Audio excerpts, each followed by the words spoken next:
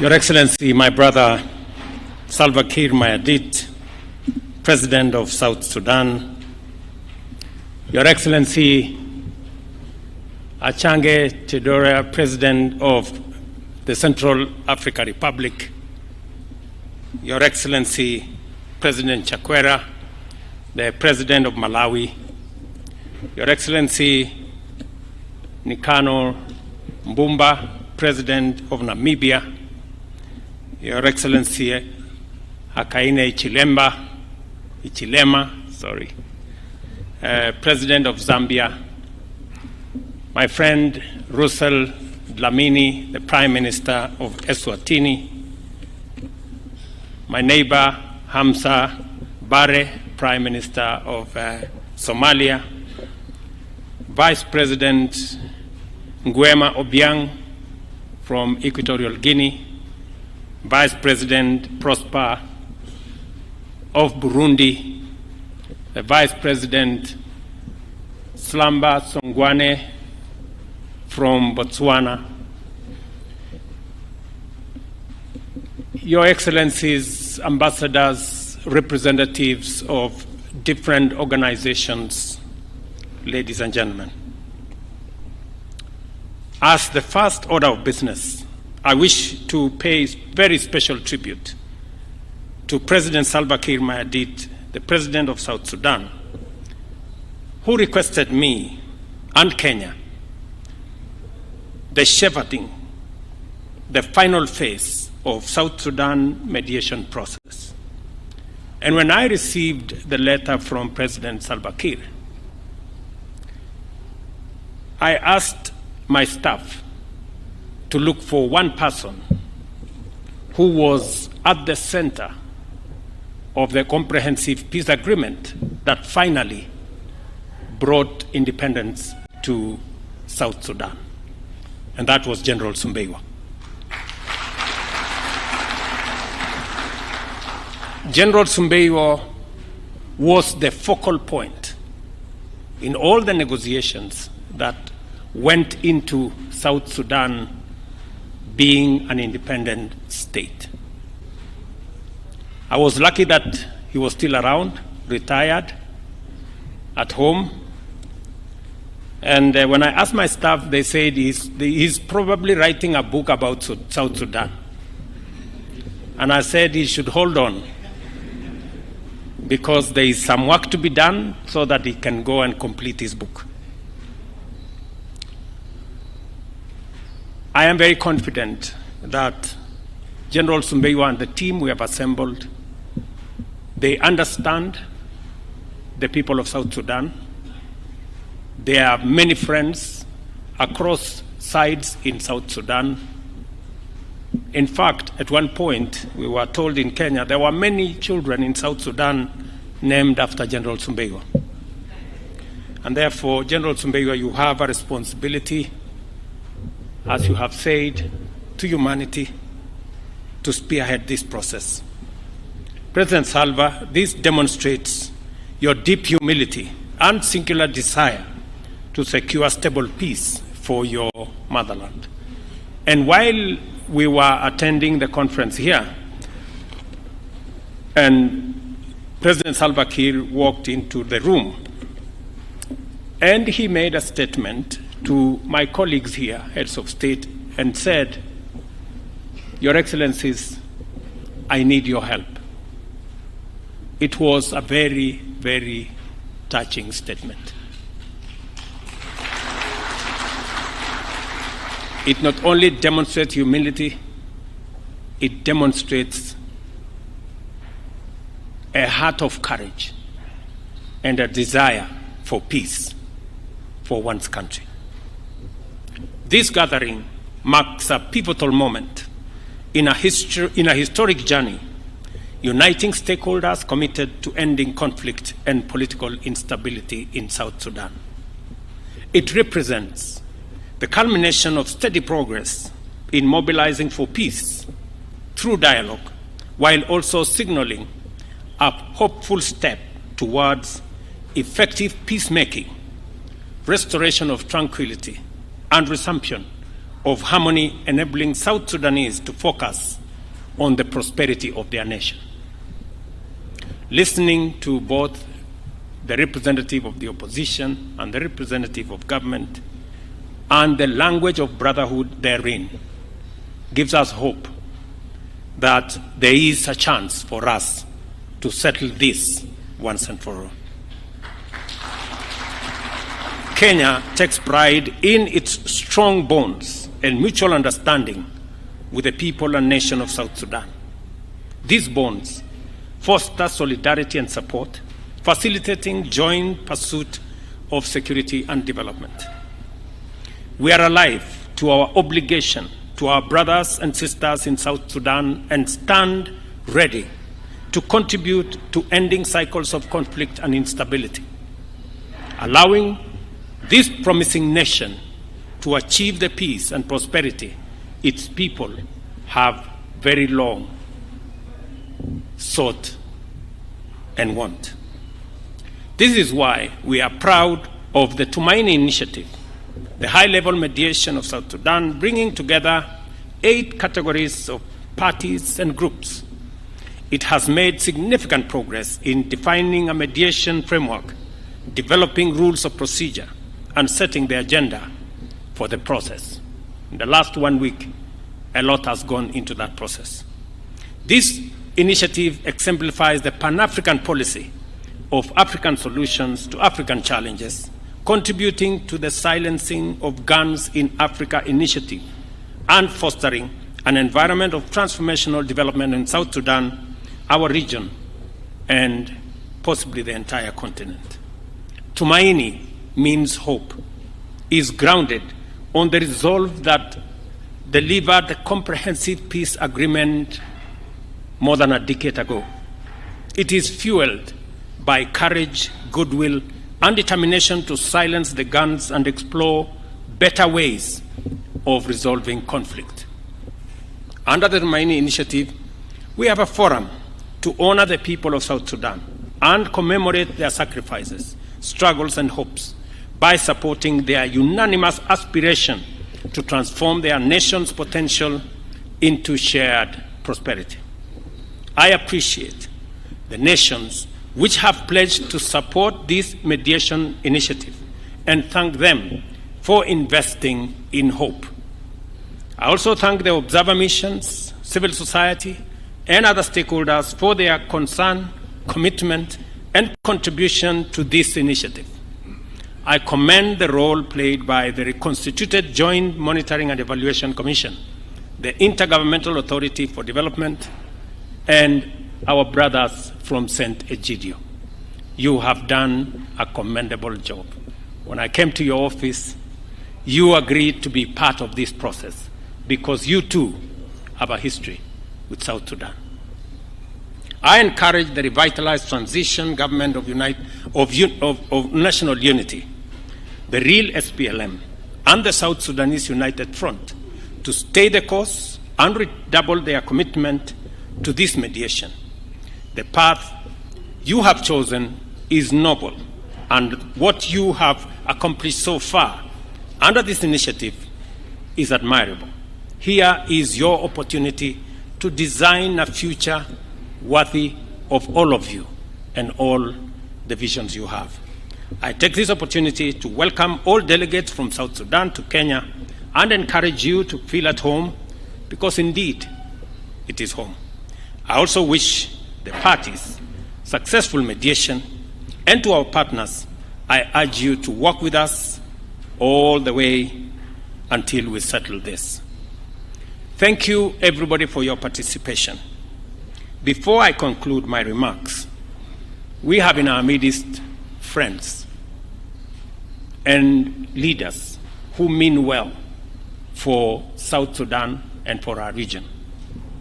Among them, let me request our chair of AU. I know I did not warn him, but because he represents our continent, let me ask Mohamed Faki Mahamat, our chair of Africa Union Commission, to make very brief remarks by way of encouragement to the parties to this mediation. Mr. Chairman, Your Excellency. Okay.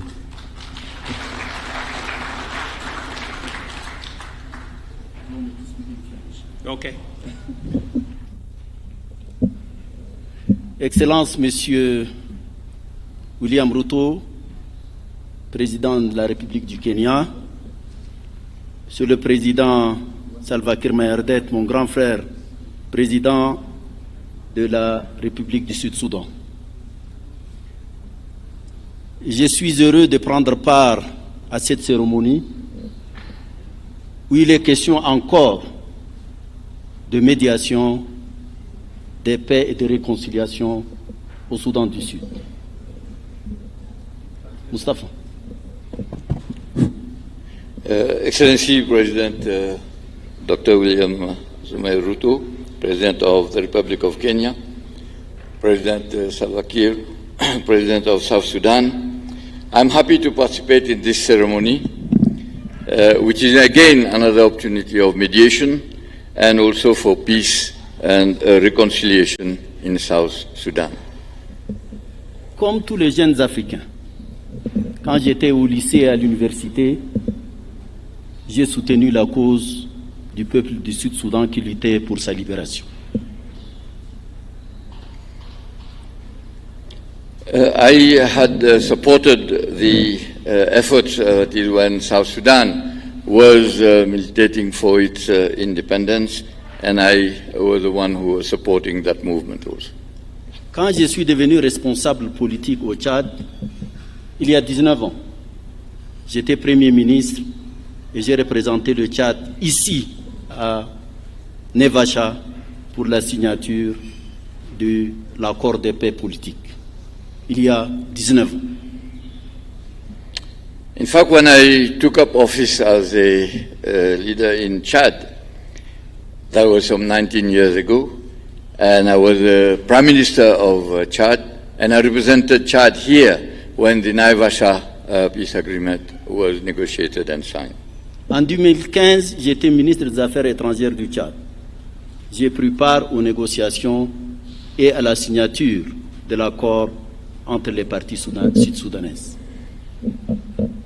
In 2015, when I became the foreign minister of my country, I also participated in the negotiations and also the signing of the agreement between the Sudanese parties, the South Sudanese parties. En 2018, comme président de la Commission de l'Union africaine, j'ai pris part également à l'accord, le dernier, l'accord de 2018, toujours pour la paix au Soudan du Sud.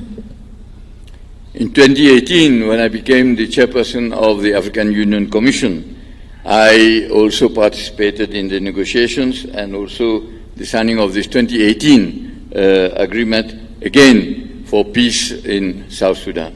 J'ai eu la chance également d'assister le jour de l'indépendance du Soudan du Sud en juillet 2011. I also had the opportunity of attending the celebration of the independence of South Sudan in July 2011. Sincèrement, je me demande en tant qu'Africain, pas seulement en tant que responsable, pourquoi mes frères au Sud-Soudan se battent encore. Sincerely, I ask myself, not only as an African or a leader, why our brothers of South Sudan are still fighting. Est-ce que c'est seulement pour tous devenir président? C'est impossible. Are we fighting for all of us to become president? It is not possible. Qui ont lutté ensemble pour arracher leur indépendance et qui seulement quelques années après mettent à feu et à sang le pays qu'ils ont conquis. Those who have fought together in order to achieve their independence, how a few years later they have put their own country in that kind of situation where they are fighting. J'ai beaucoup discuté avec mon grand frère, le président Salva Kiir. J'ai discuté avec le docteur Riek Machar. J'ai discuté avec Baganamou. J'ai discuté avec Dengalor. J'ai discuté avec tous ses frères. La contradiction est peut-être superficielle. S'il vous plaît. Je crois que vous êtes la première génération qui a fondé ce pays. Le pape vous a lavé même les pieds, monsieur le président, vous et votre frère Riek Machar. Qu'est-ce que vous allez répondre demain à Dieu? C'est la question qu'il faut vous poser. Saint-Egidio est là pour vous aider peut-être à revenir à la sagesse. Permettez-moi ça, je l'ai dit en frère. In fact, I've had the opportunity of discuss at length with my elder brother, President Salva Kiir. I had the opportunity of discussing with Riek Machar, with Begakun, with Deng Alom. Deng Alor, Baganamoon, and others. And what I've noted was that there is only superficial contradiction or differences between them. In fact, Mr. President, you will recall that even the Pope has washed your feet and asked for reconciliation. So the question is, how can we help you to bring about wisdom and then bring about the solution to the problem? J'espère que cette fois-ci sera la dernière. C'est le souhait de tout le monde. Et je crois que vous avez tout expérimenté, et la guerre, et la souffrance. Il est grand temps de faire la paix. Que Dieu vous aide, que Dieu nous aide. Merci, Monsieur le Président. In fact, this meeting, or this is a hope, maybe of a last chance. You have witnessed and gone through everything. War, suffering, and all the difficulties that you've gone through. What we want is to see peace be established, be restored, and we pray God help you in this process. Thank you, Mr. President. Thank you very much, Mohammed. On behalf of the heads of state present here, let me request my brother HH, the President of Zambia, to make very few remarks, and then in conclusion, President Achange to also make very few remarks, and then we will conclude. Your Excellency.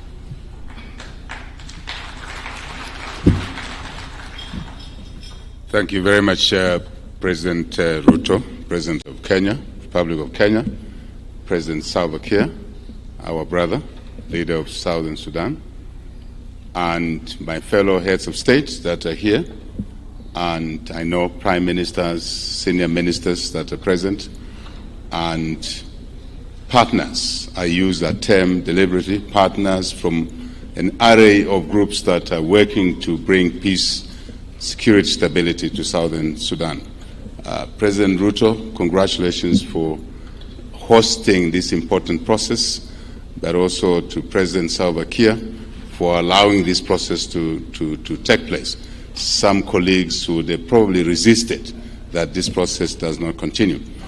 I have no special message to give President Ruto other than to encourage the participants to this process, to encourage participants to come to the table in a genuine manner, in a well-meaning manner, and also to have within them a high level of tolerance. Irritations will always be there in a process like this. But it's important to be accommodative, to understand that there is no option to a peace process. There is none. In today's world, no one really wins a war. That's the truth. No one really wins the war. You may win a battle, but the war continues. Children are born, and instead of children going to school, they are preparing to fight a brother, a sister. I think that's not correct in our countries, on our continent. No one carries everything they come to the table when they leave the table. Give and take. That's the meaning of negotiations. Give and take. If you come to the table to take, you're not coming to dialogue. You're coming to put fuel to the conflict. I'm talking generically. I have no specific reference point. All I know is that we're all delighted on the continent when Southern Sudan gained its independence. We understand the history, not as deep as the Southern Sudanese do understand it, not as deep as the other Sudan understands. Not even as deep as Kenyans, Ugandans, Ethiopians, those in the region. But we on the Southern African part of the continent followed these processes, and we're looking forward to cessation of hostilities in the wider Sudan once independence was gained. We did not budget for what is going on in Sudan. And I think it was the right thing to do. We budgeted for peace, security, stability, for development.